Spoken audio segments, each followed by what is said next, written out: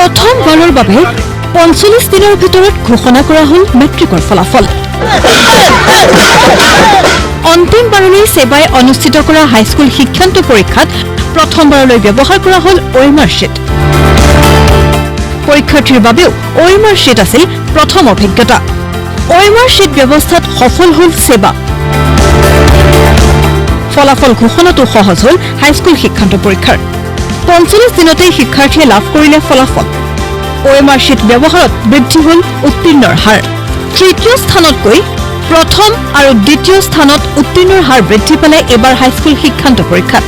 এইবাৰ পৰীক্ষাটো সবতকে গুৰুত্বপূৰ্ণ কথাটো হ'ল এই যে এইবাৰ আমি OMR আপোনালোকে গম পায় কোৰ ছাবজেক্ট কেইটাত আমি OMR কৰিছিলোঁ 50%ৰ কাৰণে। এইবাৰ গোটেই ষ্টুডেণ্টখিনিয়ে প্ৰাইভেটেই হওক বা গভৰ্ণমেণ্টেই হওক সকলো ষ্টুডেণ্টে OMR ব্যৱহাৰ কৰিলে আৰু OMR বৰ ধুনীয়াকৈ তেওঁলোকে ব্যৱহাৰ কৰি পৰীক্ষাত এপিয়াৰ হ'ল। এই OMR যে তেওঁলোকে ব্যৱহাৰ কৰিব শিকিলে ইতিমধ্যে তেওঁলোকে বিভিন্ন আগত আহি থকা যিখিনি প্ৰতিযোগিতামূলক পৰীক্ষা আছে সেইখিনিৰ কাৰণে তেওঁলোকে ট্ৰেইন আপ অলৰেডি হৈ গ'ল। গতিকে এইটো খুব এটা প্লাছ পইণ্ট প্ৰথমবাৰৰ কাৰণে আমি কৰিছোঁ যদিও, আৰু সেইকাৰণে আমি ৰিজাল্টটো দিব পাৰিলোঁ সোনকালে। আৰু আমি আনন্দিত হৈছোঁ সেবাৰ ফালৰ পৰা কৰি পেলাই ৪৫ দিনৰ ভিতৰত আমি পৰীক্ষাৰ ৰিজাল্ট দিবলৈ সক্ষম হ'ম। আৰু এইবাৰ মন কৰিবলগীয়া থাৰ্ড ডিভিজন কমি গ'ল আমাৰ, আৰু কম্পেৰিটিভলি ফাৰ্ষ্ট ডিভিজন আৰু ছেকেণ্ড ডিভিজনৰ সংখ্যাটো বাঢ়ি গ'ল। আৰু এটা কথা আছিল যে অংকৰ পৰীক্ষাটো অকণমান টান হৈছিলে বুলি গম পাইছিলে এনেকুৱা। গতিকে অংকৰ পৰীক্ষাটো আমাৰ 100 8জনে পাইছে। এইটো আমি এটা মেছেজ যে দিছোঁ অহা বছৰটো আমাৰ 40% তেনেকুৱা হ'ব, নিউ পেটাৰ্ণৰ কিছুমান হ'ব উইদিন চিলেবাছ কিন্তু নিউ পেটাৰ্ণ যেনেকৈ এইবাৰ হ'ল। গতিকে আমাৰ অংক পঢ়িলে যে নহ'ব, অংক কৰিলেহে যে হ'ব সেই কথাটো আমি ইতিমধ্যে তেওঁলোকক জনাইছোঁ। আৰু এইটোৱে আমাৰ বিশেষকৈ আপোনাৰ প্ৰতিযোগিতামূলক পৰীক্ষাত বিশেষকৈ দুটা বিষয়ত ইংৰাজী আৰু অংকত যদি বিশেষ দখল থাকে তেওঁলোকৰ ভৱিষ্যতটো অলপ উজ্জ্বল হয়, সেই কথাটো আমি উপলব্ধি কৰোঁ। আৰু সেই ফাউণ্ডেশ্যনটো আমি সেবাই বনাব লাগিব এই ল'ৰা ছোৱালীখিনিক। ইফালে পূৰ্বৰ দৰে এইবাৰ হাইস্কুল শিক্ষান্ত পৰীক্ষাৰ ফলাফলত নাই শীৰ্ষ 10 স্থান। সেই স্থানৰ বিপৰীতে শীৰ্ষত 5গৰাকী ছাত্ৰ ছাত্ৰী। ইফালে এইবাৰ পৰীক্ষাত সাধাৰণ গণিত পৰীক্ষাক লৈ বিতৰ্ক হোৱাৰ পাছতো 8গৰাকী ছাত্ৰ ছাত্ৰীয়ে সাধাৰণ গণিতত লাভ কৰিলে 100ৰ ভিতৰতে 100 নম্বৰ। কিন্তু তাৰ বিপৰীতে এইবাৰ অসমীয়া বিষয়ত নম্বৰ লাভৰ শতকৰা হাৰ কম। আমাৰ কোনো ৰেংক লিষ্ট আমাৰ এইবাৰ আমি হয় আমি আগতে জনাইছোঁ ৰেংকৰ কথাটো নাথাকিব।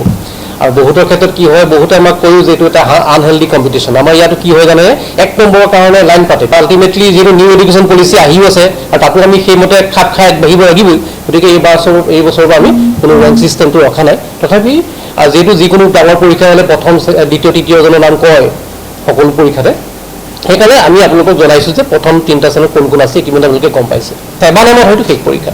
আমাৰ যিটো কোৰ্চ ছাবজেক্ট আছে 45টা অবজেক্টিভ কুৱেশ্যন আছে, এইবাৰ আমি মাত্ৰ 4টা দিছিলোঁ। অহাবাৰ আমি আগবঢ়াব লাগিব, 10 বাৰ দিব লাগিব। আমাৰ এইমটো মানে এইটো নহয় যে পৰীক্ষা পাতিম 100 আৰু 100ৰ ভিতৰত 100 পাওঁ। আপোনালোকে গম পাইছে এইবাৰ 100 এই পৰীক্ষাটো 8জনে 100ৰ ভিতৰত 100 পাইছে, মানে কোৱালিটিটো পূৰা মেইনটেইন হৈছে। গতিকে প্ৰতিযোগিতামূলক পৰীক্ষাত অৱতীৰ্ণ হ'বলৈ হ'লে অংকত আনফেমিলিয়াৰ চিটুৱেশ্যন আনফেমিলিয়াৰ প্ৰব্লেমছ পৰীক্ষা হলত ছল্ভ কৰিব পৰা কোৱালিটিটো আমি গঢ়ি উঠিব লাগিব। সেইখিনি আমি আগবাঢ়ি আমি 8জনে আমাক প্ৰুভ কৰিছে হয় আমি আছোঁ। গতিকে সংখ্যাতকৈ মানে কোৱালিটি আমি ডেভেলপ কৰিব লাগিব কোৱান্টিটিতকৈ। এইবাৰ হাইস্কুল শিক্ষান্ত পৰীক্ষাত উত্তীৰ্ণ ছাত্ৰ ছাত্ৰীসকলে পৃথকে পৃথকে লাভ নকৰে মাৰ্কশ্বিট আৰু চাৰ্টিফিকেট। মাৰ্কশ্বিটখনেই ছাত্ৰ ছাত্ৰীসকলৰ বাবে হ'ব চাৰ্টিফিকেট। ইফালে হাইস্কুল শিক্ষান্ত পৰীক্ষাত অনুতীৰ্ণ ছাত্ৰ ছাত্ৰীসকলে শীঘ্ৰেই দিব পাৰিব কম্পাৰ্টমেণ্টেল পৰীক্ষা। নম্বৰ বিসংগতিৰ ক্ষেত্ৰতো উজৰ আপত্তি জনাব পাৰিব সেৱাক, যাৰ বাবে শীঘ্ৰেই মুকলি কৰা হ'ব পৰ্টেল। এইবাৰ আমাৰ চাৰ্টিফিকেট সুকীয়াকৈ নাথাকে, মাৰ্কশ্বিটখনে চাৰ্টিফিকেট কাম মাৰ্কশ্বিট হ'ব। কিন্তু একদম কিবা যদি নিতান্ত কিবা প্ৰয়োজনত তেখেতক হাৰ্ড কপি এটা লাগে মাৰ্কশ্বিটত, চাইন কপি এটা হাৰ্ড কপি এটা লাগে, তেতিয়া আমি ইয়াৰ পৰা দিয়া যাব। কম্পাৰ্টমেণ্টৰ ইতিমধ্যে আমি কেইদিনমান পিছতেই আমি ফৰ্ম ফিল আপৰ কাৰণে আমি এৰি দিম। আৰু তাত আগৰ যিটো নৰ্মছ সেই নৰ্মছটো থাকিব আমাৰ যে 170তকৈ কম পাব নালাগিব আৰু 3টাতকৈ বেছি বিষয়ত ফেইল কৰিব নালাগিব। 2-4 দিনৰ ভিতৰতে আমি লাইভ কৰি দিম ফৰ্ম ফিল আপৰ ব্যৱস্থাটো।